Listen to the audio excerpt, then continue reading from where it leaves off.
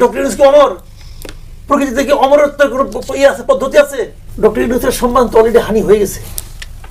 গত বছরের 8 তারিখে, আগস্টের 8 তারিখে ডক্টর ইউনূস যে সম্মান নিয়ে ওখানে বসছিলেন, এখন কি ওনার সেই সম্মান আছে? তখন ওনার ব্যাপারে সকল মানুষের মধ্যে যে শ্রদ্ধাবোধ ছিল, যে আস্থা ছিল, সেই আস্থা এবং শ্রদ্ধাবোধ কি এখনো আছে? নেই।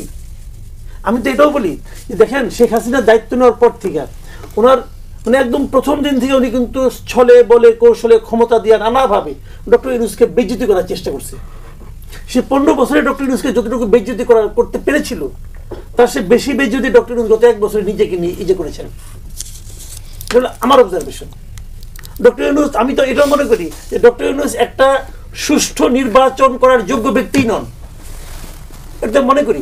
কারণ দেখেন, এই আন্দোলন যেটা হচ্ছে গত 15 বছর ধরে, যতগুলো পলিটিক্যাল পার্টি আছে এখানে যারা আছেন, 3 জন রাজনৈতিক নেতৃবৃন্দ, এদের সবার লক্ষ্য একটা কি ছিল, যে একটা তত্ত্বাবধায়ক সরকারের অধীনে একটা নির্বাচন চাই। তত্ত্বাবধায়ক সরকারের কনসেপ্টটা কি? এমন একটা সরকার থাকবে যে সরকারের কোনো দল এই নির্বাচনে অংশ নেবে না, নিরপেক্ষ, যে সরকারের কোনো প্রার্থী এই নির্বাচনে অংশ নেবে না। তো ডক্টর ইউনূসের দল তো নির্বাচনে অংশ নেবে। এনসিপি ডক্টর ইউনূসের দল না? এনসিপি যদি নির্বাচনে অংশ নেয়, ডক্টর ইউনূসকে কোন বিবেচনায় মনে করবো সে একটা নিরপেক্ষ হবে, নির্বাচন পরিচালনাকারী সরকার হবে? আমি তো মনে করি না। কিন্তু ডক্টর ইউনূস ছাড়া কি এই মুহূর্তে আর কোনো বিকল্প আছে? ওইরকম শেখ হাসিনা আমার লোকে বলতো, শেখ হাসিনা কোনো বিকল্প আছে? অনেক লোক বলতো, তখন কিন্তু কেউ জবাব দিত না। এখন যদি কোনো জবাব না আসে, এর মানে নাই ডক্টর ইউনূস বয়স কত হয়েছে। ডক্টর ইউনূস কি অমর? প্রকৃতি থেকে অমরত্বের কোনো ইয়ে আছে, পদ্ধতি আছে? নাই তো রে ভাই।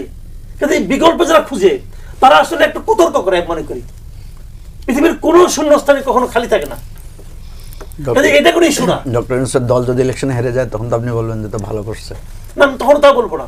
তখন বলবো চেষ্টা করতে পারে নাই, আমি ওই কথা বলবো। কারণ উনি চেষ্টা করবেনি। আজকে এনসিপির যে বিভিন্ন জায়গায় যে তারা যে যেরকম ই পাচ্ছে, সাপোর্ট পাচ্ছে প্রশাসনের কাছ থেকে, এটা ডক্টর ইউনূস যদি ক্ষমতা না থাকে তাহলে পাইতো? আগামী যদি বিএনপি যদি ক্ষমতা আসে, বিএনপি কে এনসিপি কে নিরাপত্তা দিবে? দিবে বিএনপি? অনেক বেশি দিতে পারে, কিছুই দিবে না। এটা রিয়েলিটি। এখন বলবেন যে উনি একটা সম্মানিত লোক, তার সম্পর্কে আপনি এরকম কথা বললেন, এরকম কথা লোক উচ্চারণ করে, সেই উচ্চারণটা আমার মুখ দিয়ে বেরোচ্ছে।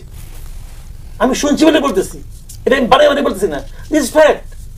কাজেই মানে উনি নির্বাচন দিতে পারবেন এটা মনে করি না। ওরা সেই নির্বাচন দেওয়ার সক্ষমতাই নাই। উনি বেসিক্যালি উনি হয়তো একজন সম্মানিত ব্যক্তি, কিন্তু উনি রাষ্ট্র চালানোর জন্য একজন অযোগ্য ব্যক্তি। এটা গত 1 বছর উনি এটা প্রমাণ করে ছাড়ছেন। উনি তো অযোগ্যই না হবেন। দেখেন, উনি এতগুলো লোক এনেছেন এখানে উপদেষ্টা হিসাবে, এবং উপদেষ্টাদের প্রথম দিনই আমরা অনেক কি বলছি যে এই লোকটা কোনো যোগ্যতা নাই উপদেষ্টা হওয়ার। উনি 1 বছর ধরে নিজের জেদ থেকে রক্ষা করতেছেন। উনি কিন্তু জেদি মানুষ, কিন্তু উনি জেদ করেন, যেটা করতে করেন, করে ছাড়েন, নানাভাবে করেন, কিন্তু ওই জেদে কোনো দেশে কোনো উপকার হয় না। হাসিনা তাকে বেজ্জতি করছে, উনি বেজ্জতির বদলা নিছেন। ওনার নিজের ইস্যুগুলিকে দ্রুত বেগে করে নিছেন। উনি তো বলতে পারতেন যে আমি আইনের শাসন কায়েম করতে চাই, অথবা আমার বিরুদ্ধে যে মামলাগুলি আছে এই মামলাগুলি স্বাভাবিক নিয়মে চলুক, এই আইনকে এই বিচার বিভাগে কেউ প্রভাবিত করবে না। উনি তা করেন নাই, উনি অপেক্ষাই করেন নাই, সব মামলা উঠাই নিছেন। তাহলে আইন শাসন কি হইল? বিরোধী শিবিরের এক অংশে বেশ হতাশা নেমেছে। শেখ হাসিনা সরকারকে তাড়িয়ে তাদের কি লাভ হলো সেই হিসাব নিকেশে এখন তারা ব্যস্ত। ছোট ছোট বামপন্থী সংগঠন তারা অন্তত শেখ হাসিনা আমলে বিভিন্নভাবে তাত্ত্বিক কথা, সমালোচনা, বিভিন্ন রকম ভূমিকা রেখে আলোচিত থাকতেন, পত্রিকা টেলিভিশনে স্থান পেতেন। এখন তো সেই জায়গাটাও নেই। বিপ্লবী ওয়ার্কার্স পার্টির সাইফুল হকের আপন ভাই একসময় শেখ হাসিনা সরকারের সচিব ছিলেন, তিনি কারাগারে, তাকে মুক্ত করতে পারছেন না। জুনায়েদ সাকির সংগঠনের যে সকল কর্মীরা অনেক স্বপ্ন দেখেছিলেন, তাদের স্বপ্ন দেখানো হয়েছিল, তারা এখন কোথায়, কি অবস্থায়? ডাকসুর সাবেক ভিপি, আওয়ামী লীগের সাবেক সাংগঠনিক সম্পাদক মাহমুদুর রহমান মান্না, যার ব্যক্তিগত একটা ইমেজ নিয়ে একটা সংগঠন গড়ে তুলেছেন তিনি, নাগরিক ঐক্য, তার সঙ্গে যারা আছেন তাদের অনেকেই এখন অতৃপ্ত। কি পেলাম এটা নিয়ে তাদের আলোচনা।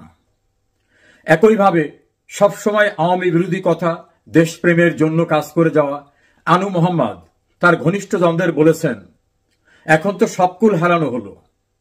এভাবে তোপখানা রোডের বিভিন্ন দপ্তর, ছোট ছোট অফিস, প্রেস ক্লাবের বিভিন্ন চিন্তক, নানা রকম সংগঠনের তাত্ত্বিক নেতারা তারা কোনো সুন্দর ভবিষ্যৎ দেখছেন না।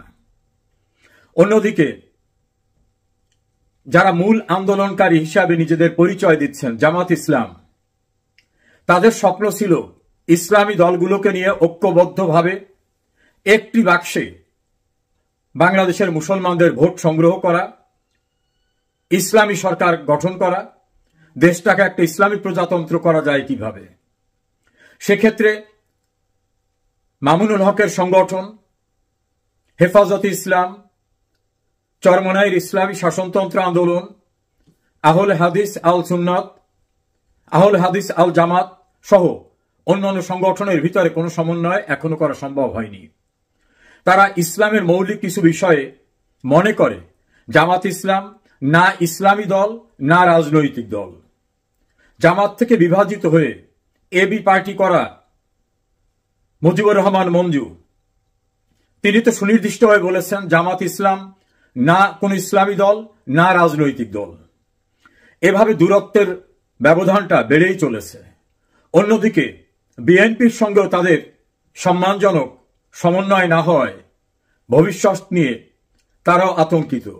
তাদের স্বপ্ন ছিল জামাতের নায়েবে আমির ডাক্তার আব্দুল্লাহ মোহাম্মদ তাহেরের ভাষায় এনসিপির যিনি প্রধান নাহিদ ইসলাম, তিনি তাদের ছেলে, তারাই তাকে গ্রোন আপ করেছেন এবং এনসিপির যে আন্দোলনরত ব্যক্তিরা ছিলেন সবই তাদের, অর্থাৎ এনসিপি তাদেরই সংগঠন।